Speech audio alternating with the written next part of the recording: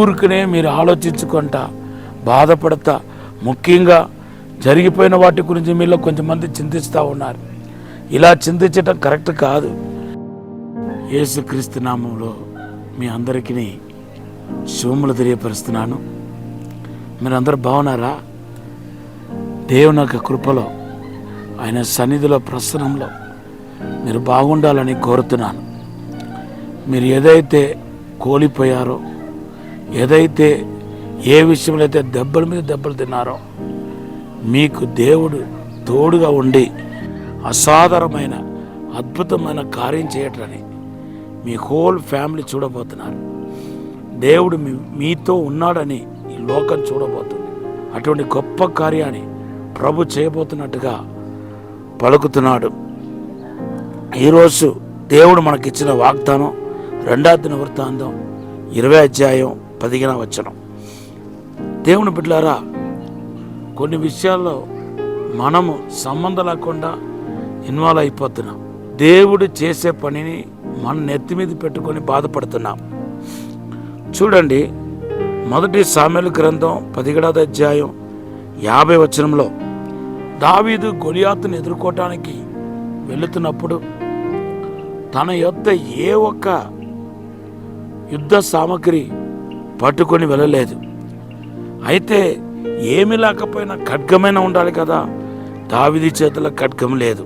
అంతేకాదు, యుద్ధ వస్త్రాన్ని దొడుకోమని సౌలు చెప్తే తొడిగినట్టుగా తొడిగి ఇది నాకు వద్దని విడిచిపెట్టి వెళ్ళిపోయాడు.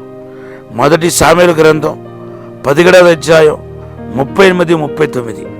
ఇంకా మూడవది ఇంకొక సంభవాన్ని, ఒక ఇన్సిడెంట్ మీకు జ్ఞాపకం చేస్తున్నాను. దావీదు చాలా క్లిష్ట పరిస్థితులు ఉన్నప్పుడు పలికిన మాట ఏంటంటే 1 సామెలు గ్రంథం 17వ అధ్యాయం 47వ వచనంలో, ఖడ్గముతో ఈటితో ప్రభు రక్షించేవాడు కాదు, యుద్ధం యెహోవాదని ప్రకటించాడు. ఈ 3 సందర్భాలు దేన్ని సూచిస్తుందంటే యుద్ధం మనది కాదు, యెహోవాదని విషయాన్ని తెలియపరుస్తుంది. అందుకొరకు ఏమీ లేకపోయినా, యుద్ధ సామగ్రి ఏమీ లేకపోయినా యుద్ధంలో జయం పొంది దేవుని నామాన్ని మహిమపరచగలిగాడు. ఈరోజు నేను మీకు చెప్పే మాట ఏంటంటే, దయచేసి దేవుడే చెప్తున్నాడు, మీ భారమంతా యెహోవా మీద మోపమంటున్నాడు. అవునా కాదా చెప్పండి. నీ నెత్తి మీద ఎందుకు పెట్టుకుంటున్నావు? నీ భారాన్ని యెహోవా మీద మోపమని దేవుడే చెప్తున్నప్పుడు నువ్వు ఎందుకు ఆలోచిస్తా, చింతిస్తా ఉన్నావు? మీ మీద ఆయన అక్కర కలిగి ఉన్నాడు కాబట్టి మీ చింత యావత్తు యెహోవా మీద మోపండి చెప్పి పేతురు రాసిన 1వ పత్రిక 5వ అధ్యాయం 7వ వచనంలో రాయబడి ఉంది. కీర్తన 55:22లో మీ భారమంతా యెహోవా మీద మోపమంటున్నాడు. కాబట్టి ఊరికనే మీరు ఆలోచించుకుంటా బాధపడతా, ముఖ్యంగా జరిగిపోయిన వాటి గురించి మీలో కొంతమంది చింతిస్తూ ఉన్నారు. ఇలా చింతించటం కరెక్ట్ కాదు. ఇప్పుడైనా మీరు బయటకు వచ్చేయండి. మీ పాతవి అన్నిటిని మరిచిపోయి రేపు జరగబోతున్న నూతనమైన కార్యం కోసం కనిపెట్టండి. ప్రభు ఈ మాటను దీవించిన గాక. ఒక చిన్న ప్రార్థన చేస్తాను.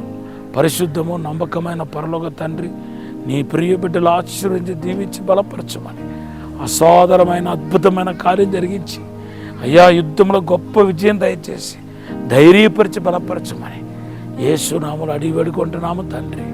Amen. Have a blessed day. God bless you.